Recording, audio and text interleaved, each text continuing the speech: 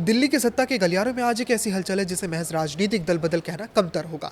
कल तक जो आम आदमी के सिपाही थे, आज वो बाला बदल चुके हैं। लेकिन इस सियासी ड्रामे में असली धमाका तब हुआ जब कवि कुमार विश्वास ने अपनी चिर परिचित वीर रस की शैली में महाभारत का संदर्भ छेड़ दिया। क्या राघव चड्ढा का पार्टी छोड़ना वाकई एक नैतिक पतन की कहानी है, या फिर केजरीवाल के अभेद्य किले में दरारें पड़ने का वो कालचक्र जिसकी भविष्यवाणी सालों पहले कर दी गई थी? चलिए सियासत और साहित्य के इस अनोखे टकराव का जानते हैं। आम आदमी पार्टी के लिए मौजूदा दौर किसी अग्नि परीक्षा से कम नहीं है। एक तरफ जहां पार्टी के 7 दिग्गज राज्यसभा सांसद एक साथ किनारा कर लेते हैं, वहीं दूसरी तरफ पुराने साथियों के तीखे बाण जख्मों पर नमक छिड़कने का काम कर रहे हैं।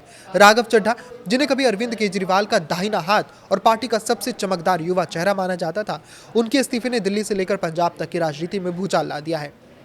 लेकिन इस पूरे घटनाक्रम को सबसे ज्यादा धार दी है कुमार विश्वास के एक सोशल मीडिया पोस्ट ने। विश्वास ने अपनी कविता की पंक्तियां विदुर का भीष्म का पद अश्रु प्रक्षालन नहीं भूला, इसको रिपोस्ट करते हुए सीधे तौर पर नेतृत्व के अहंकार पर प्रहार किया है। कुमार विश्वास की इन पंक्तियों का अर्थ महाभारत के उस मार्मिक प्रसंग से जुड़ा है जब दुर्योधन के अहंकार और श्री कृष्ण के अपमान से व्यथित होकर विदुर की आंखों में आंसू आ गए थे। राजनीति के जानकार मानते हैं कि विश्वास यहां अरविंद केजरीवाल की तुलना दुर्योधन के उस हट से कर रहे हैं जिसने अपनों को ही विद्रोही बना दिया। कुमार विश्वास लंबे समय से केजरीवाल पर तानाशाही और वैचारिक विचलन के आरोप लगाते रहे हैं। उनके लिए राघव चड्ढा, संदीप पाठक और अशोक मित्तल और इनके अलावा हरभजन सिंह जैसे नेताओं का जाना महज एक पार्टी छोड़ना नहीं, बल्कि उस अहंकार का परिणाम है जो सिद्धांतों को ताक पर रखकर पनपा है।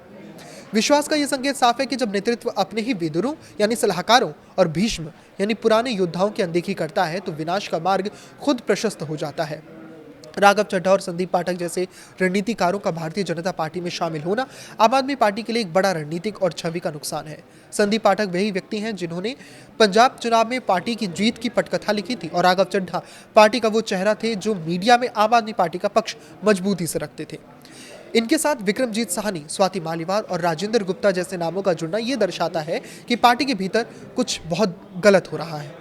कुमार विश्वास ने इसी संदर्भ में लिखा कि शर का प्रखर हत लक्ष्य संचालन नहीं भूला, अर्थात भले ही योद्धाओं ने अपने तरकश टांग दिए हों लेकिन सही निशाने पर चोट करना नहीं भूले। ये इशारा उन बागी सांसदों की ओर है जो अब विपक्षी खेमे में जाकर केजरीवाल की राजनीति की काट तैयार करेंगे। सियासी गलियारों में चर्चा इस बात की भी है कि क्या कुमार विश्वास की भविष्यवाणी सच साबित होगी। सालों पहले जब विश्वास ने पार्टी छोड़ी थी तब उन्होंने कालचक्र और पतन की बात कही थी। आज जब राघव चड्ढा जैसे युवा नेता साथ छोड़ता है तो आम जनता के बीच ये संदेश जाता है कि पार्टी के भीतर लोकतंत्र का अभाव है। भगवंत मान भले ही इन नेताओं को मसाला या गद्दार कहकर खारिज कर रहे हों, लेकिन कुमार विश्वास के शब्दों ने इस लड़ाई को वफादारी बनाम सिद्धांतों की लड़ाई बना दिया है। महाभारत के रूपक का इस्तेमाल विश्वास ने जनता को यह समझाने की कोशिश की है कि लड़ाई अब केवल सत्ता की नहीं बल्कि नैतिक मूल्यों की रह गई। बहरहाल भविष्य में ये देखना दिलचस्प होगा कि क्या अरविंद केजरीवाल इस महाभारत को रोक पाएंगे, या फिर कुमार विश्वास की कविता के मुताबिक अहंकारी नेतृत्व का अंत अपने ही विद्रोह से होगा। इस पर आपकी क्या राय है, हमें कमेंट करके जरूर बताएं। लाइक करें, शेयर करें और इसी तरह जुड़े रहें। नमस्कार।